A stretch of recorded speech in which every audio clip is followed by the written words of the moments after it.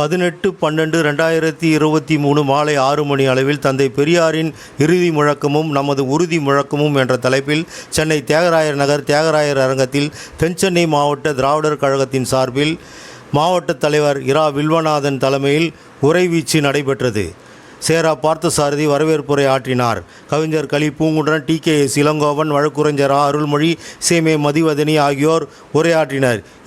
இறுதியாக தமிழர் தலைவர் ஆசிரியர் கி வீரமணி அவர்கள் சிறப்புரை ஆற்றினார்கள். மதியழகன் அவர்கள் நன்றி உரை ஆற்றினார். மிக முக்கியமான ஒன்று என்னன்னா, எச்சரிக்கை செய்கிறார். அன்றைக்கு கலைஞர் ஆட்சியில அங்கே சொல்லுகிறார், இன்றைக்கு நாமெல்லாம் பெரியாருடைய மொழி அப்படியே ஒரு கோபத்தில் மக்கள் குழந்தைகளுக்காக சொல்கிற கருத்து திருமதியில் இருக்கிற கருத்தை நான் விளைச்சி சொல்கிறேன். இந்த இறுதி பேருடைய நாமெல்லாம் அவளுக்கு தேவையா மக்கள் சூத்திரை சின்ன நம்ம பெண்களை கூப்பிடுறாங்க. கோபம் அவருக்கு ஆத்திரம் மிக முக்கியமாக. இப்படி இருக்க காரணம் என்னன்றே சொன்னார்களே, 50 வருஷத்துமா உழைத்ததுனால ஏதோ கொஞ்சம் மாறுதல். என்ன மாறுதல்? அந்த மாறுதல் நடக்கிற இந்த பேச்சில் அதுவும் என்ன மாறுதல்? அதுவும் இதுவே நம்மை பார்த்து சூத்திரன்னு சொல்ல மாட்டான். அந்த காலத்துல சூத்திரன் வந்தார்.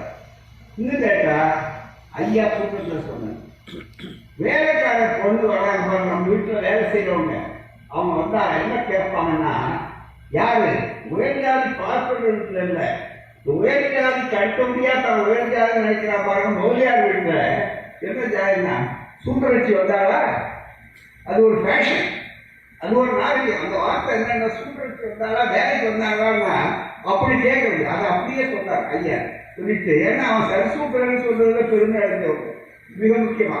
அப்படிப்பட்டதெல்லாம் சொல்றாரு பாருங்க. என்று 50 வருஷமாய் உழைத்ததுனால கொஞ்சம் மாறும் ஐயாவோட பேச்சு இங்க தியாகராயர். அது என்ன? அதுவும் எதிரே நம்மை பார்த்து சூத்திரன்னு சொல்ல மாட்டான், முகத்துக்கு நேரம் பேச மாட்டான். அது இப்போது மாறி இருக்கலாம். சட்டம் மாறியே, அதுதான் அவன் கவலை. சட்டத்தில் வச்சிருக்கிறானே எவ்வளவு கவலை பாருங்க.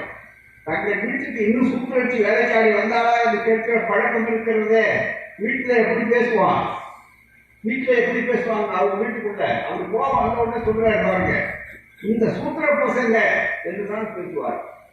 அந்த இந்த சூத்திர பசங்க இந்த இடிவில இருந்து நீங்க இது என்ன தவறா? நான் காலகாலமா இடிவில இருந்து அவமானப்பட்டுக் கொண்டிருக்கிறோம். இந்த அவமானத்தில இருந்து வெளியே வர வேண்டும் என்று நினைப்பது தவறா? மனிதம் என்னை காப்பாற்ற வேண்டும், நான் மனிதனாக இருக்க வேண்டும் என்று வாதாடுவது தவறா? அது என்னுடைய உரிமை அல்லவா, பிறப்புரிமை அல்லவா? அதையெல்லாம் தந்தை பெரியார் அவர்கள் இறுதி முழக்கமாக அதை ஆக்கினார்.